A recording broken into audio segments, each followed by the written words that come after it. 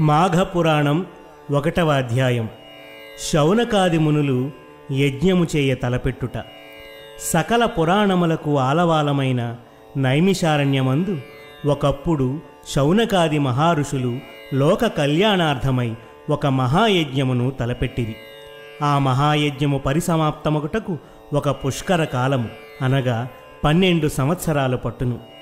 ఎన్ని అడ్డంకులు వచ్చినను ఆ యజ్ఞమును పూర్తి చేయవలను అనడి దీక్షతో శౌనకాది మునులు తలపెట్టి యజ్ఞస్థలముగా నైమిషారణ్యములో ప్రవహించు గోమతీ నదీ తీరమును ఎన్నుకొని ఒక శుభముహూర్తమున యజ్ఞమును ప్రారంభించిరి. అంత పెద్ద యజ్ఞము చూసి తరింపవలనడి కోరికతో భరతఖండము నలుమూలల నుండి తపోధనులెందరో వచ్చి యజ్ఞస్థల సమీపమునందు నివాసములు ఏర్పరచుకొనిరి.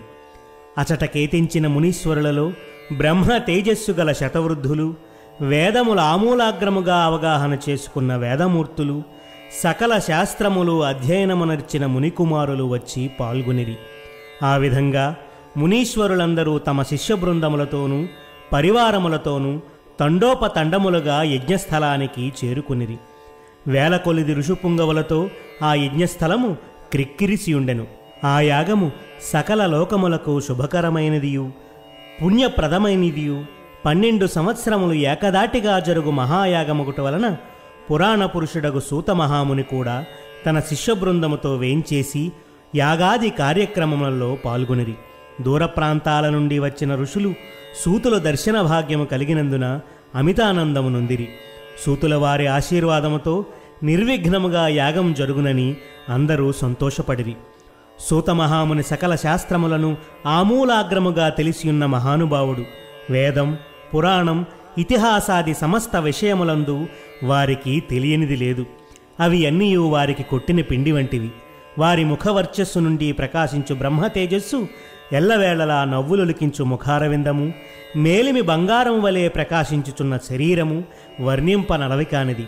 అటువంటి పుణ్యపురుషుడగు సూతమహాముని ఆగమనకు స్వాగతం పలికి సాష్టాంగ దండ ప్రణామములాచరించి యజ్ఞము జరుగు ఆ 12 సంవత్సరములలో ఎన్నో పురాణగాథలు విని తరించాలనే కోరికతో మునిపుంగవులందరూ వేచియుండిరి.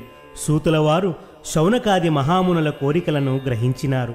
ఇటువంటి పుణ్యకార్యక్రమలందు పురాణ పఠనము గావించి అశేష మునిసత్తములను తృప్తిపరచుట తన విద్యుక్త ధర్మమని ఎంచి వారి కోరికను మన్నించినారు.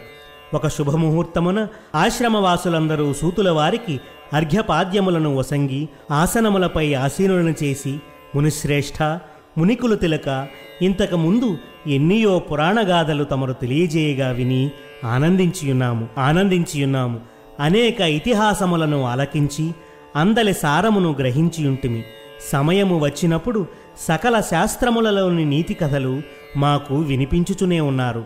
అయినను మీబోటి సిద్ధపురుషులు 14 లోకములు సంచారము చేసి ఉన్నందున ఎన్నో విషయములు మీరు అవగాహన చేసుకుని ఉన్నారు.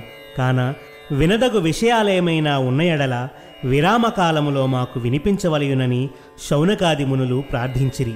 ఆ ప్రకారంగా కోరిన శౌనకాది మునులు తన వలన క్రొత్త సంగతులు తెలుసుకోవాలనే కుతూహలం కనబరిచినందున వారలను చూసి సూతమహాముని ఇట్లు పలికిరి. మునిపుంగవులారా, మీ మనోవాంఛను గ్రహించితిని.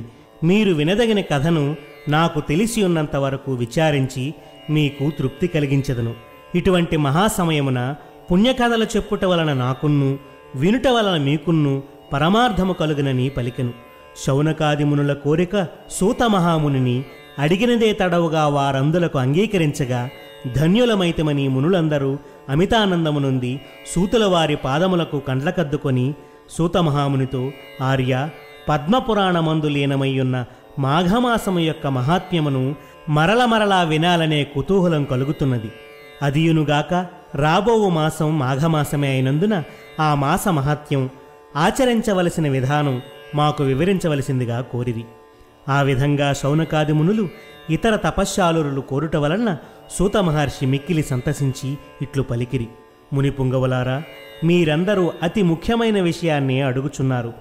మాఘమాసం కూడా ప్రారంభం కాబోచున్నది. ఇటువంటి సమయంలో మాఘపురాణం వినడం వల్ల కలిగే ఫలము ఇంతింత కాదు. అదేనుగాక ఈ మహాయజ్ఞం జరుగుతున్న సమయంలో మాఘమాసం యొక్క మహత్యం మీకు వివరించిన భాగ్యము కలిగినందుకు నేను కూడా అదృష్టవంతుడిని. కాన సావధాన మనస్కులై ఆలకింపుడని సూత మహర్షి ఇట్లు వివరించిరి. నేను నా తండ్రి శిష్యుడు రోమహర్షుని శిష్యుడను. అతడు మహాతపస్వి, జ్ఞాని. నా తండ్రి వద్ద సకల శాస్త్రములను అభ్యసించెను.